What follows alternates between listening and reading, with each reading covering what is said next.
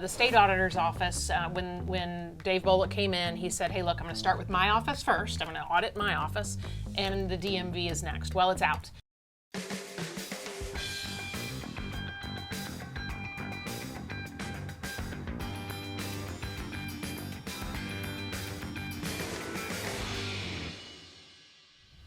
Hi, and welcome to the Debrief. I'm Donna King, Editor-in-Chief of Carolina Journal. Today, as we're recording this today, it is August 7th. It's a big day that we've all been watching here.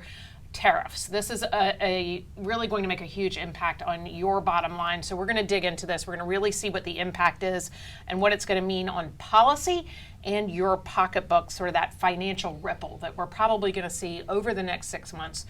What does it mean? Right now, this week, we have, of course, Mitch Kokai, Senior Analyst of the John Locke Foundation. Thank you for being here. And joining us with a really in-depth expertise on tariffs, we have Brian Balfour, Vice President of Research at the John Locke Foundation, and, of course, David Larson, Managing Editor of Carolina Journal. Now, you can see all of this information is available on our website, carolinajournal.com and johnlocke.org. And if you want to kind of follow along and see what these numbers are that we're talking about, it really is an important part. Right now we're seeing, as of August 7th, the highest import tax that the United States has had in almost 100 years, like 1934. They're expecting to have Americans see about an 18.3% increase in imported products for what they're gonna cost, and we're gonna kind of unpack that economic impact with us today. First, Brian, thank you. I know that this is something that you're in the weeds on this. You know exactly what this means. First, tell me, what was that 1934 thing that we're talking about? We haven't had this kind of import tax in almost 100 years. Yeah, so that's going back to the Great Depression, obviously, okay. And it's the Smoot-Hawley tariffs that were implemented at the time that many attribute to extending and deepening Sure. the Depression, the Great Depression at the time. And as you alluded to, they were very steep, at the time, very steep tariffs on imported goods, right. Which the goal is to spur domestic manufacturing, but the actual impacts Sure. end up being much different and on net much more negative for U.S., even in the manufacturing sectors. Sure. On net. And which I'm sure we'll get to. Yeah, of course. In a little bit. Well, then that's kind of what this timeline is. Let's talk a little bit about the timeline of these August 7th. Why is this important? We're focusing really a lot on August 7th because uncertainty. What's the timeline been? Yeah, well, the timeline, exactly right, Yeah. has been very uncertain.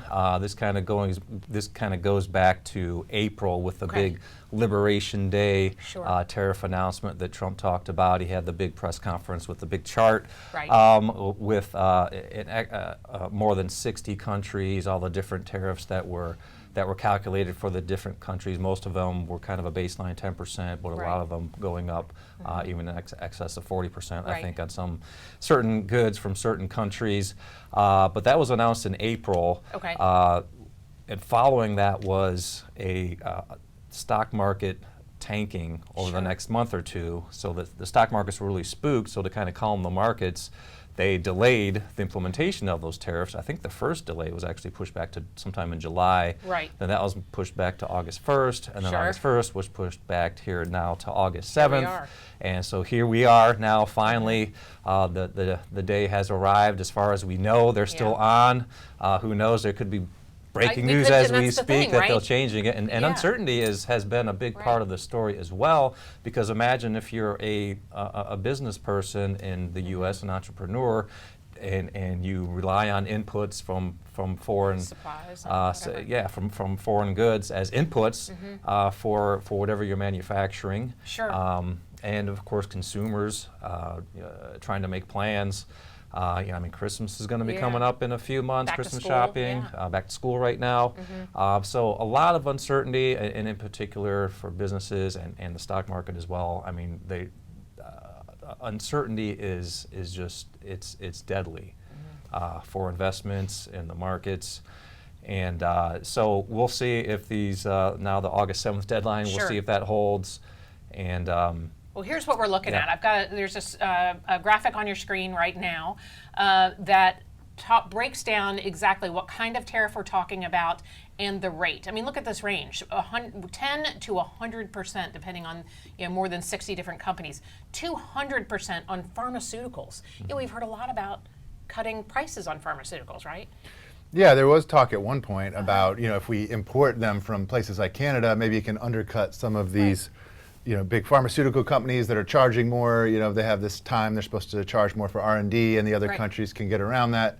But I guess he's thinking the opposite now, where you would charge 250% tariffs for drugs that are being imported in. And, if you're trying to make drugs more affordable, that's really not going to help to increase it to that degree. Right. Well, Brian, a lot of people, we're hearing a lot of arguing. You get a lot of pushback here, of course, because it seems like, that while we're a free trade organization, we, have been really opposed to this because of it. And a lot of people are saying, oh, it's not really going to impact the economy. It's actually going to spur growth. It's going to spur jobs. Why do you think that is misleading? Well, I think right now it's premature to make any sort of proclamations. As we mentioned, the bulk of the tariffs are just now being implemented, going into effect. So it's going to take a lot of time to develop and see exactly what the effects are. So any sort of declarations right now I think are premature. But I do want to focus in on just real quick on the concept of inflation and our tariffs inflationary. There's been a lot of debate of that going back and forth over the summer. I think it's important to define and understand what inflation actually is. Inflation is a broad-based increase of prices, across the board on goods and services. So I think it's not really fair to say whether or not tariffs are inflationary, because, as Milton Friedman said, inflation is everywhere and always a monetary phenomenon, which means it's based on the the money supply, and if there's more money in the economy chasing goods and services. For the impact on tariffs, I think it's more critical to look at specifically the impact on prices of those goods being tariffed. The impact on prices of imports. The impact on prices of the finished goods that use the inputs, the foreign inputs that are tariffed. Is that cost going through into the finished goods? So we need to drill down and be a little bit more specific than just looking at the broad-based inflationary measure if we want to, truly gauge the impact of tariffs on prices. Sure. Mitch, a lot of people have been saying over the summer, well, look, people are buying more. It's not impacting inflation, but here we are on the day. Part of the reason people have been buying more has been anticipating the tariffs. They're saying, look, let's buy some stuff before these tariffs take effect. So you are going to see an impact once tariffs are in place, that there is likely going to be the situation where some of the people who bought goods don't buy as many goods because they already stocked up. To me, the most interesting thing about this discussion is if you're trying to make things better for your economy, you want rules and taxes and anything that's going to affect business to be as simple and as clear-cut and as certain as possible. And nothing about this tariffs debate has fit into that, because Donald Trump had, as Brian talked about, the Liberation Day tariffs, but that was after he had already talked about some other tariffs. And then after Liberation Day, not even counting the delays on that, there were other tariffs announced, and it seemed like every week he'd say, well, let's have a tariff of this amount on this country or on this sector. And so even though we've hit that August 7th date, I don't think anyone thinks it's over, and that it's likely that Donald Trump will do something else either with these tariffs or others. And that creates a great amount of uncertainty. Plus, you showed the graphic of all the various tariffs. Anyone involved in this business has to look at it and go, okay, well, how much is going to be on my business? Is it going to be on this input, that input? If you were going to do a tariff, it's complicated. Right, it's very complicated. If you were going to do a tariff at all, and tariffs are bad, but if you're going to do it at all, have it be as simple as possible. Just say, okay, we're going to have a tariff of X amount.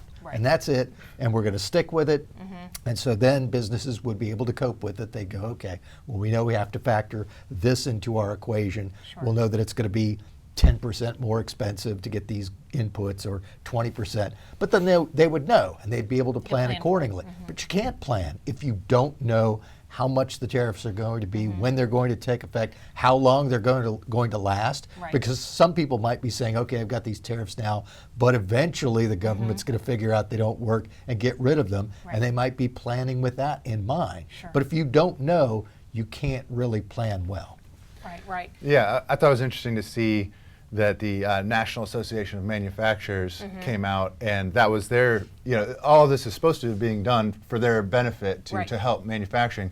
But what they said was basically what Mitch just said is, if you're going to have tariffs, which we would like not to have, we want the lowest tariff as you can, have them low, flat, on everything, wide, but all these very erratic, different rates for different people. The manufacturers themselves of the U.S., their trade organization says that's not what we want. Don't do that for us. If you're doing it for us, don't do that. Right. So I think that's pretty interesting to see. And you also see a lot of Republicans starting to push back. In that article from The Hill that we all referenced, I mean, it showed Ted Cruz and Jerry Moran and Rand Paul, Tom Tillis. Maybe people aren't as surprised about that. He's been more open about pushing back on things. But and they also had anonymous senators in there too. So some people aren't. A little scared. They're scared to push back against Trump because he has such power in the Republican Party. Sure. But I mean, this is an issue where Republicans have traditionally been against tariffs. They've been for free trade. So a lot of them are thinking, this is not exactly what we were elected for. This hasn't been traditionally what we thought on this issue. Well, and that's the subtext, right? I mean, that's the subtext of what we're really talking about. What about those who say, this is about fairness and our negotiator, deal maker in chief, that we have been taken advantage of for decades and decades? And I mean, what do you say to that? Because there is a frustration, particularly among Republicans who feel like the United States is funding the rest of the world. Well, and there is some concern about that, especially we're talking about in defense, that the United States has been the traffic cop for the world and has basically let Europe skate without having to spend any money on its defense. That doesn't necessarily have a great tie-in to tariffs. Right. I mean, the problem with tariffs is that ultimately the people who pay the tariffs are the ones who buy the goods. So we're saying, American consumers, you ought to pay more so we can reach these goals that we have for other parts of our policy. You need to pay more so that we can inflict pain on someone else. Well, wait a minute, doesn't that inflicting pain on the customers and consumers, which is what tariffs do? Sure, sure. What do you think?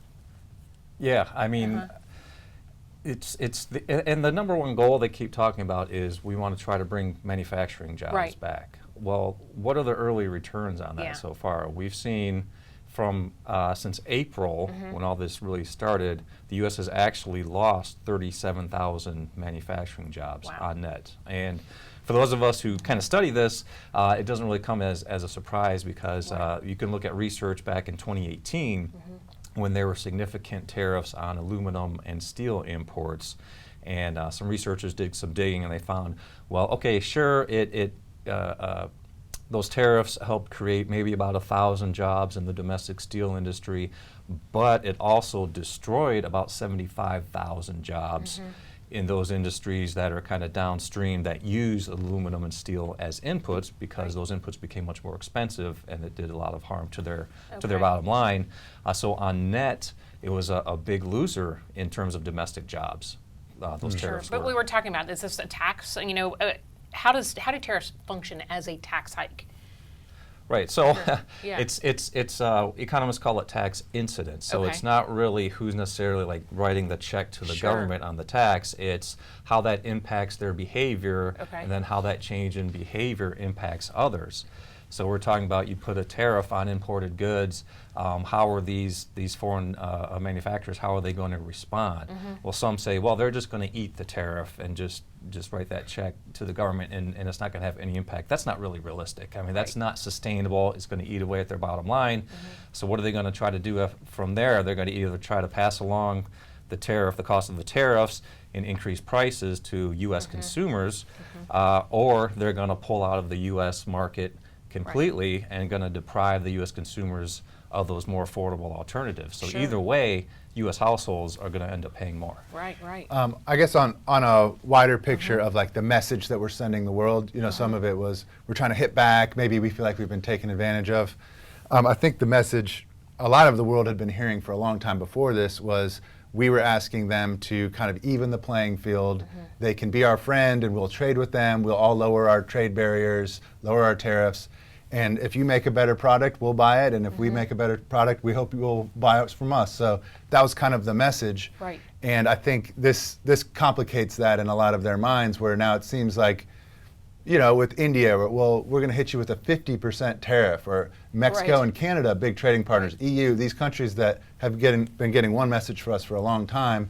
Now, because of trade deficit, this idea that maybe we're buying more from them, you know, on those rules that they thought they were getting from us, that if they make good products, we'll buy them from you. Now it seems like maybe they're getting a different message. And just historically, this hasn't been an issue for a while, but you know, people used to go to war over trade wars, would often lead to hot wars. You know, even the American Revolution with the Townsend Act and things like that, or the War of 1812, Britain had tariffs on us. Those trade wars can be seen as sort of an inciting incident for further escalation of things. So I think there's a quote that no two nations that ever had a McDonald's went to war against each other. There's some quote like that. But if you trade with somebody and you're really tied in, and it can be something that builds a bond between two countries, and this kind of thing at another level, whether or not it can be destructive. Just in terms of foreign policy and how we relate to the rest of the world, I think it can have a different impact than just helping bring manufacturing back. Yeah, go ahead. And one thing that we've alluded to, but we really haven't said outright, is that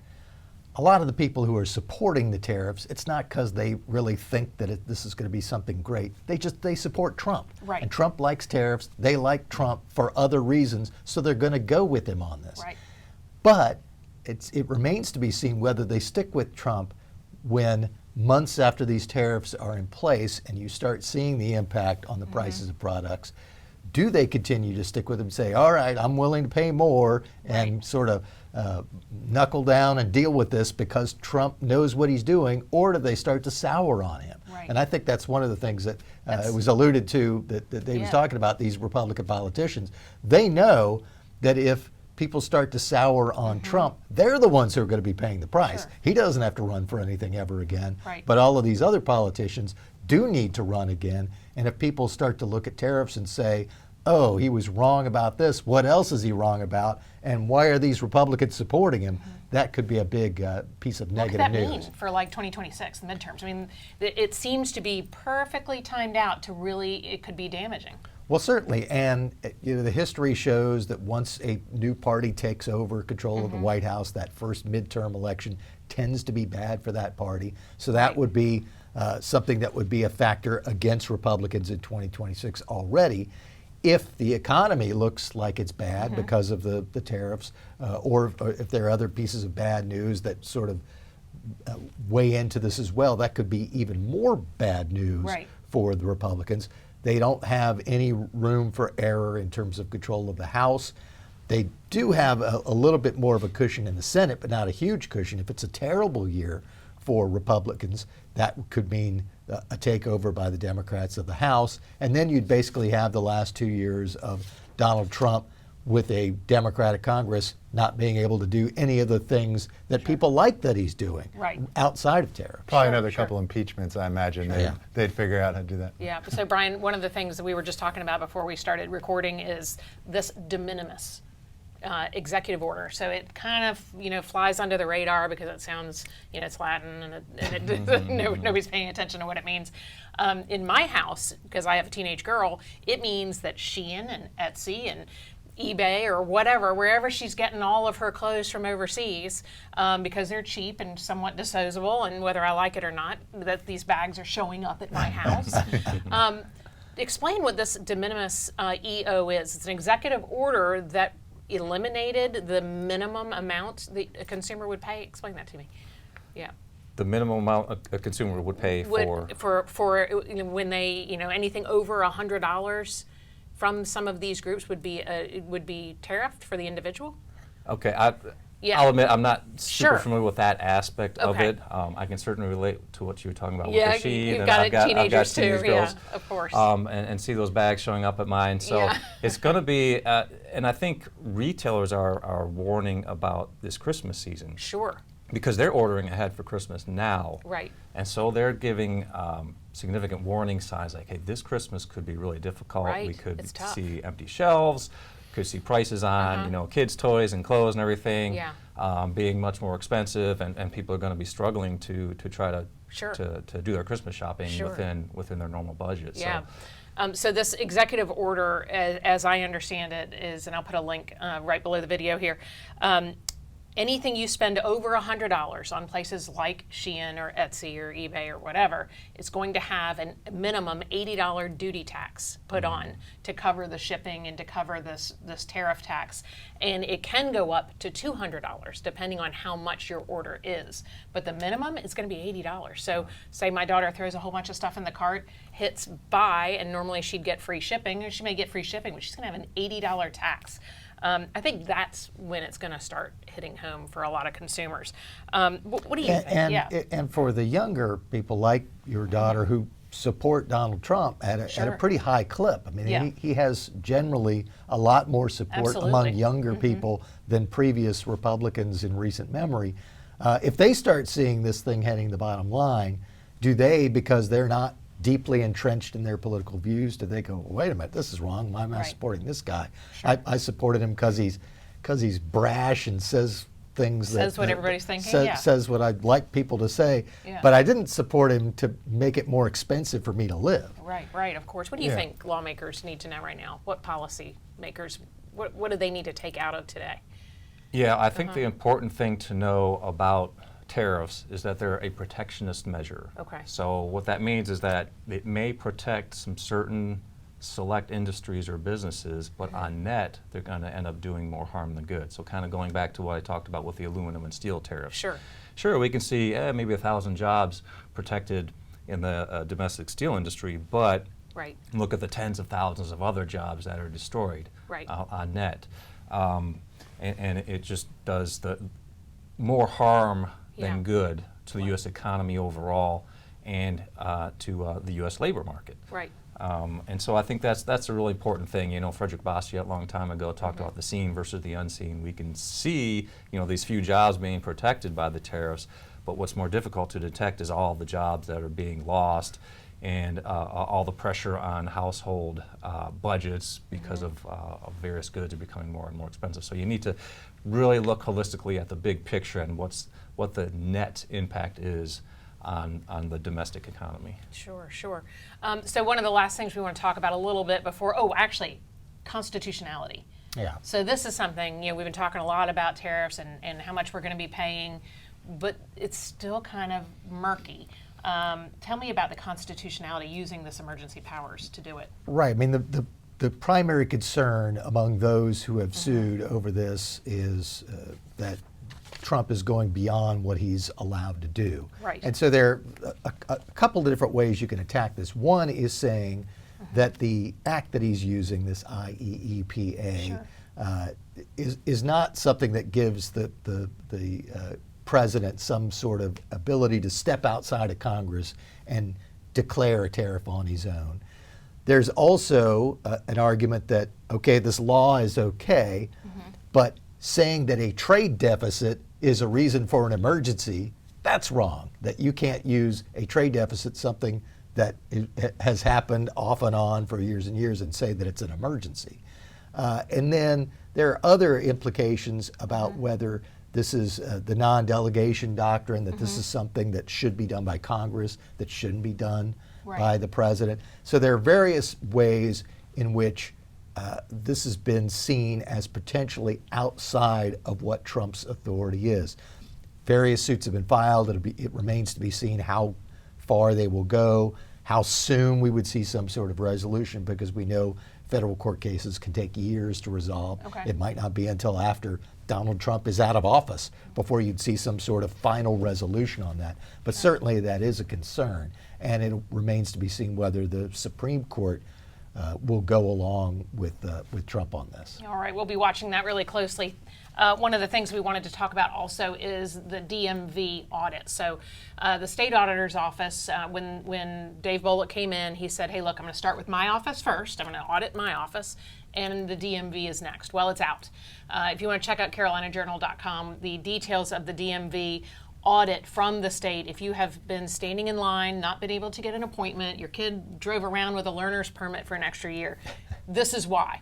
And it's something that I think there's a couple of things that he says we need to do. We need to hire more people. We need to streamline some of our processes. What'd you pick up from this? Yeah, well, another major thing he said was Yeah. we should separate the DMV from the DOT. Oh, So that was the one part, I guess, that the Democrats, they largely agreed with it, except for that point. But he Right. got, he thought that maybe the DOT needed the DMV as a revenue source more than DMV needed kind of the red tape and confusion from being under the DOT. Right. So, but there were a lot of other things, like wait times had gone way up. There was Harnett County had only one person serving 56,000 Oh my people. gosh. You know, the legislature recently gave a 2-year grace period on licenses because it's just so clear that so many people are just waiting and waiting, and they take off from work and then they wait all day and they don't get a license. And I think it also said 47% of people who recently had a DMV service did it at not the closest location. So a lot of them will drive by one and see, okay, that's way too busy. I'm Sure. going to go way across town. Oh, we went to get Eastern North Carolina to get my daughter's driver's Yeah, license. people will scope it out and Yeah. try to figure out the best place to go.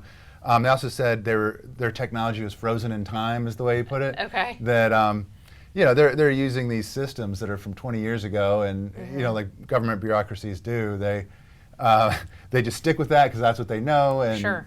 and it's not efficient, it's not working well, but you know, who cares? So actually, for my column this week, I was going to talk about what the DMV can learn from Chick-fil-A. Okay. Because Chick-fil-A just got for the 11th straight My year. pleasure. Yeah. Yeah, exactly. That'd be nice if they'd say, my Yeah, pleasure. yeah. But 11th straight year is the highest customer satisfaction. They've come out of the windows and they walk up to your car. You know, Right. they have the latest technology with iPads. They have the highest accuracy of 92% accuracy, more than.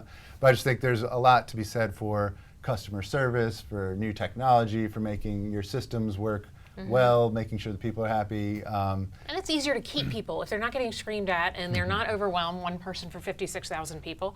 You can keep employees better. Yep, and one of their recommendations was pop-up DMVs at Okay. places like the mall or this Sure. convenient places. So that's another thing they could take from DMV sometimes, or from Chick-fil-A. Like you're at the mall, Chick-fil-A just Right. happens. They're wherever is most convenient. They'll just Sure. happen to be there. But you know, if you had places at the mall Yeah. or at other locations where all of a sudden you can Yeah. conveniently get whatever service, you know, it's just right there. So yeah, there's a lot to be said for that, but it's one that's really been sticking in the craw of Yeah, of course. most North Carolinians. Sure. They just dread it. They take off work and then it just Dread it. maybe ruins. And it's the most clear connection between average taxpayers and the state government. But all that sounds really expensive. You're the budget hawk guy. What do you think about that? You know, when they go to sit down and try and get the books together. Yeah, well, one thing that kind of jumped out to me from the audit, piggybacking Sure. on David's point about the DMV being housed in the relationship with the Right. Department of Transportation, is that the auditor said, I believe the DMV produces about 30% of the revenues that the Department of Transportation takes in every year. Okay. But DMV only gets about 3% of the Oh. expenditures from the Department of Transportation. So there's wow. quite a bit of a mismatch there, Sure. and that really struck me. So it doesn't necessarily mean, or it doesn't strike me like there's an issue with the amount of revenue coming in, Okay. the amount of revenue that the DMV is creating. It's just the management of the DOT above the DMV. This looks like a misallocation of resources there. Ah, very interesting. Now, And he also found, I think, along with that the DMV didn't seem to have much input into what DOT's plans were. That it was, Okay. you know, you're getting this almost a third of your budget's coming from this organization, but it gets almost no input into what DOT that's so is doing. interesting. And I would throw in here all of the points that have been made have been great, but I would say, from a political standpoint, what a masterstroke from Dave Bolick to say to come in and as a new auditor say the first thing I'm going to tackle beyond my own office is the DMV, Right. because everyone looks at the DMV and just goes, oh. Right, You know, right. if you've ever had to deal with it, your experience has been probably mediocre at best and perhaps terrible. And so this is probably the clearest example of government gone awry, Sure. and a politician who's coming in and saying, I'm going to do something to make it better. That's got to be Right. something that will be a case study for future politicians looking at what to do. Right. Well, I mean, even future politicians looking at 2026. I mean, Right. you know, this has been the same executive leadership over the DOT, over the DMV for 8 years, and I mean, the problem's been go back before that. Do you think this is something we could see in, say, the Senate campaign? Maybe the Senate campaign, probably more likely the gubernatorial campaign, Okay. since the DMV is a state level agency. So there has been talk that Dave Bullock might be a candidate for governor. If he is thinking about running for governor, I would think that any success he has on this would be part of his campaign. Sure. But I do think in the U.S. Senate campaign, it could be hung around Cooper's neck a little bit, having been, Right. you know, over the DOT and over, you know, Hurricane Helene. So some of those executive offices, if they're seen as mismanaged, could be a point of attack for Whatley. Interesting. All right. Good inside baseball. Thank you so much. I appreciate it. Thanks for watching. Check out CarolinaJournal.com and make sure that you comment below. I want to hear what you think about the tariffs, because I know that this has caused a real split among folks who consider themselves to be a little more conservative to moderate. We want to know what you think, and I'm really curious, especially as this goes on. Keep this conversation going and go over to CarolinaJournal.com. You can read all the content there, and of course, johnlocke.org for some of the really heavy-hitting details. Thanks so much for joining us.